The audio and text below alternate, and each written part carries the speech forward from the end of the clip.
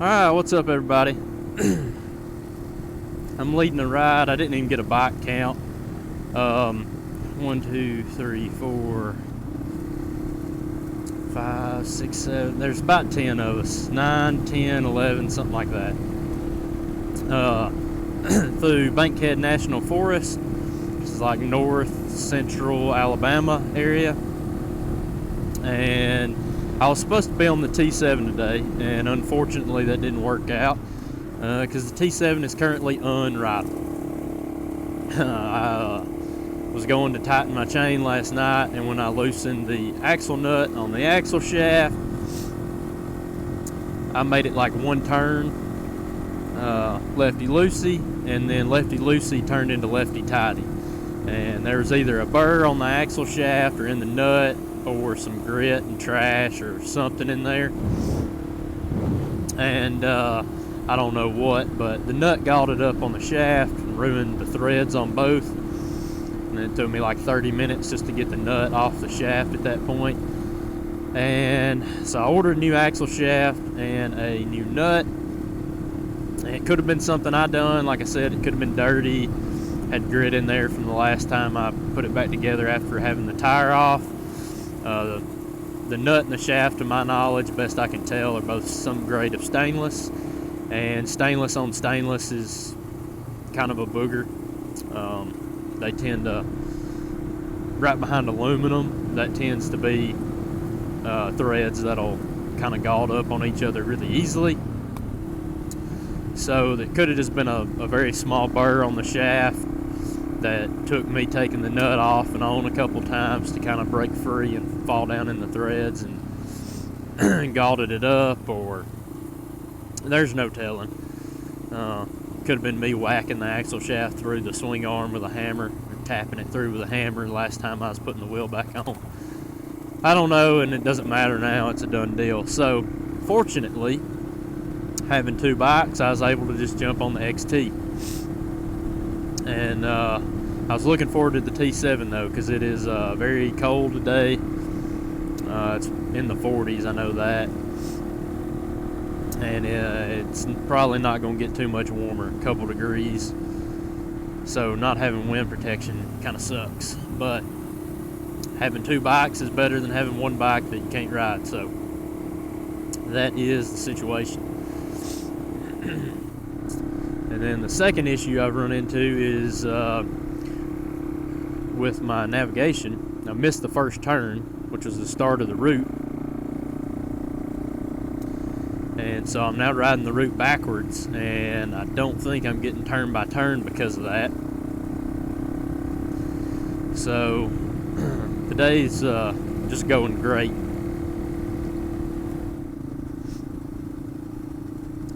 And not to make things worse, but the last ride I did on the XT, I noticed at the end of the day, towards the end of the ride, that I had a funny noise coming from the front wheel. And got back home, couldn't figure it out, didn't really dive into it too deep. Spun the front wheel backwards up in the air, and then when I spun it forwards, I didn't have the noise again. So I was like, something was just stuck between the the front rotor cover and the disc or something. Well, now it's making that noise again. So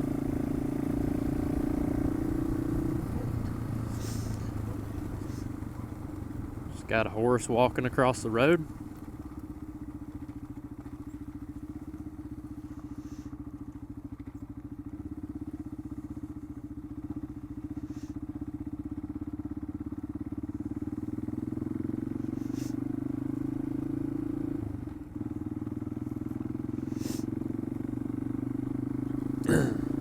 So anyway, it's making a noise again.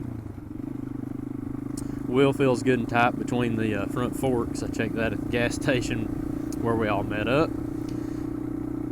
So maybe the XT will get me home. Who knows at this point? I may be breaking down and calling a truck if one of these wheel bearings is going out in the front and locks up or something. So anyway, who knows? We'll just roll with what we got. And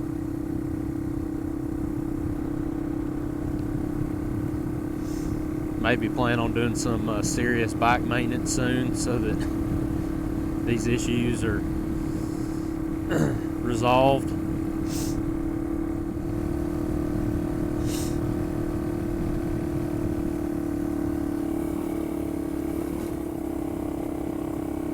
There's definitely a lot of good dirt roads and back roads to explore in this area. I've not ridden around Bankhead very much. One other time on the it was the first ride I did on the T7 right after buying it, and so I've just again used gravelmaps.com. I swear to you, I'm not like sponsored by that website or nothing. It's just so far the easiest, fastest, most convenient way to string together routes. Specifically if you're looking for dirt and gravel roads. And I actually just purchased a year premium subscription of OnX Off-Road to try that out, and I like that app, and building routes on there is easy, and it seems to be good and everything. However, it doesn't offer turn-by-turn directions when navigating the route, which is a little unfortunate.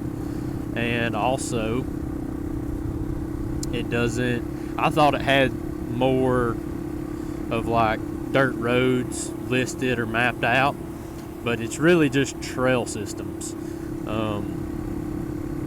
There were some things that popped up on there for this area that were like dirt roads, but like 2 or 3 when there's 50 if you look at gravel maps. So really, I don't know if I can recommend the OnX Off-Road for anything other than it does work well when building routes, and I'm not even using it right now to follow this route. I'm using Beeline because I was going to try to use my turn-by-turn navigation, and that's not working because I'm running the route backwards and I don't have the app.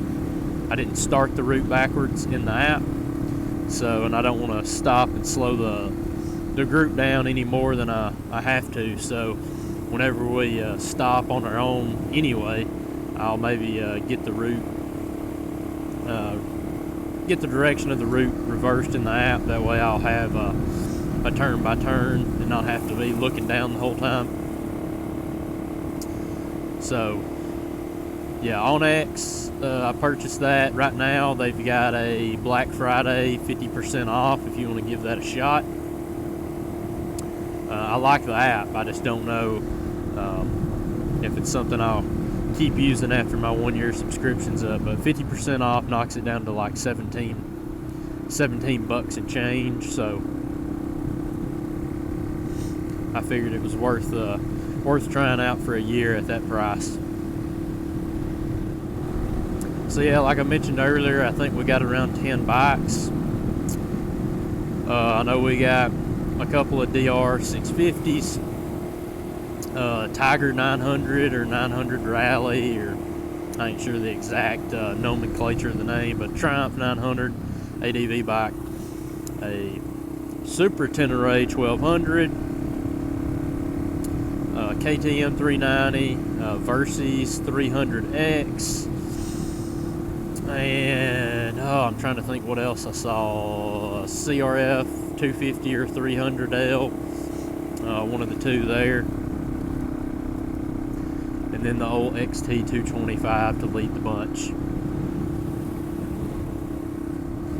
So the entire route for today racks up in total at 120 miles, 119 point something. That's just from where I started and ended the route at pretty much the edge of the Bankhead Forest. I had around an hour ride just to get to the gas station that we met at this morning. So I think I'm looking personally at around I don't know, maybe 250 mile or so loop.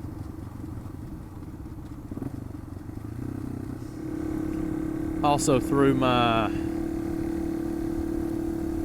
rig dual sport bags off the T7 onto the XT225. That way on this ride I would have a little bit of storage in the event that it warms up enough that I can shed a layer or something like that.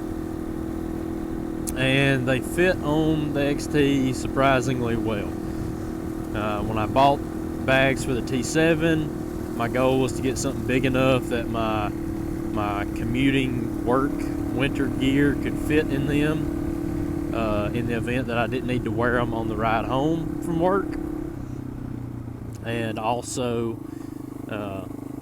just so I wouldn't have to carry them into work with me, I could just leave them stored in the bike. But I also wanted something small enough that in this scenario I could put them on the XT. And I never actually tried fitting them on the XT until now, but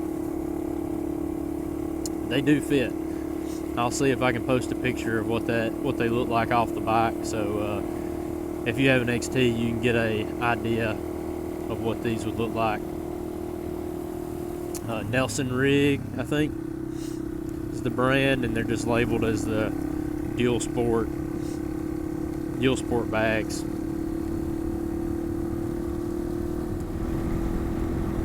We're coming up on 30 miles, so what, 30, 60, it's half of 120, so about 25% of the way through this ride. And so far, Gravel Maps has been very accurate. We've definitely done way more dirt than we've done pavement. We've probably done 25 miles of dirt, 5 miles of pavement, something like that.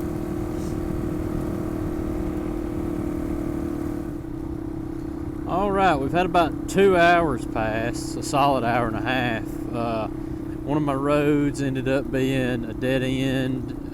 There's a impassable bridge. It's a nice bridge. So then we had to detour. We went ahead while we were at that bridge and ate some lunch and chatted for a few minutes. And then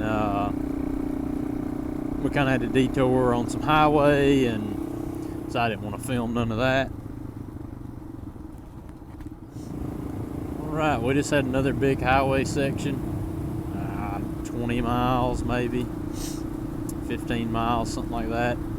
So definitely going to have to go back and revise the route. I know I'm passing up dirt left and right while I'm on that highway section, but again, if you're using gravelmaps.com, not only can just anybody get on there and make an account and change what's listed as dirt or paved, but some people, again, I haven't created an account, so I don't know exactly how it works, but I do know there's entire routes on there, like start to finish entire, and so some of that stuff shows highlighted on the map, and all the highlighted lines generally are dirt, but you could be looking at somebody's entire, 100-mile route that's not going to be dirt the whole way or gravel roads the whole way. So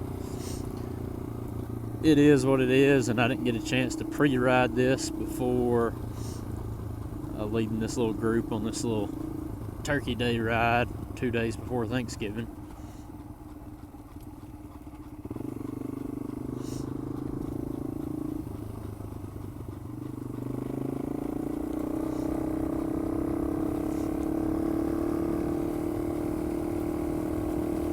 But it's definitely had its good sections as well.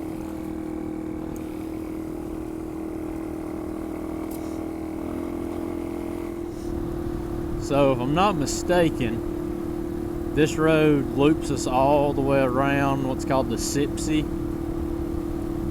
I'm not sure if it's not considered part of Bankhead National Forest, or if it's just a section of Bankhead where no motorized vehicles are allowed, so the dirt road just follows around the perimeter of it. and I believe that's the road I am on now.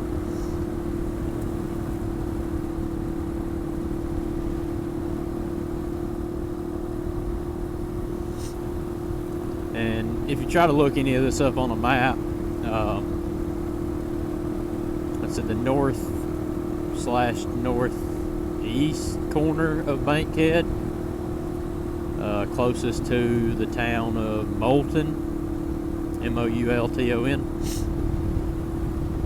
will be considered like the Sipsey. I don't know if it's, again, how it differs from the National Forest, Sipsey Wildlife Area or something. I just know there's no motorized vehicles allowed in that area.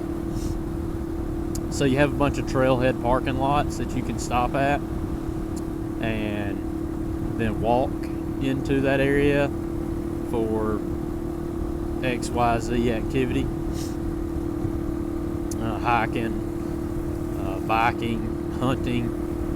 I believe you can hunt in the Sipsey area. I know you can hunt in the National Forest area. But either way, this should be the perimeter road that goes around that entire area. Alright, little stop to drain the main vein. I didn't double check my map, but someone said it's only about 8 more miles or something. Which, if it's 8 miles of this, that's a good 8 miles. But we're getting close to the end of it. There was some pretty big sections of pavement that I need to go back and find a way to avoid. Not that riding pavement's bad, but I'd like to have more dirt sprinkled in there than just having a bunch of dirt at the beginning and a bunch of dirt roads at the end, and then having an entire chunk in the middle that's all 2-lane highways. So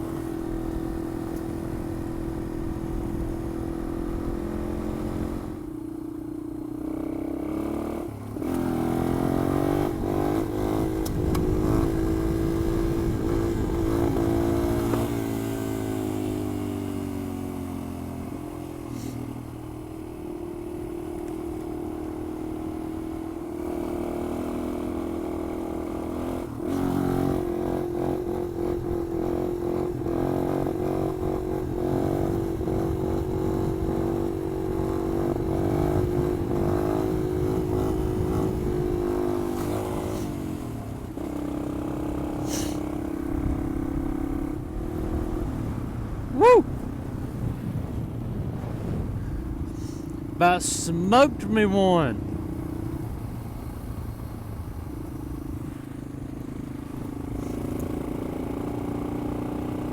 Thought it was a dog at first. End of a long day of riding, I was just kind of zoned out.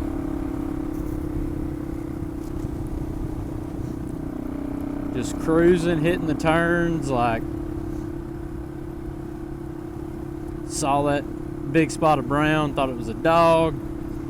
You know, dogs normally don't run across in front of you, they kind of chase along beside you. Caught me off guard a little bit. Wasn't terribly close, at least. I may watch it back and it may look a little closer than I'm remembering it being, but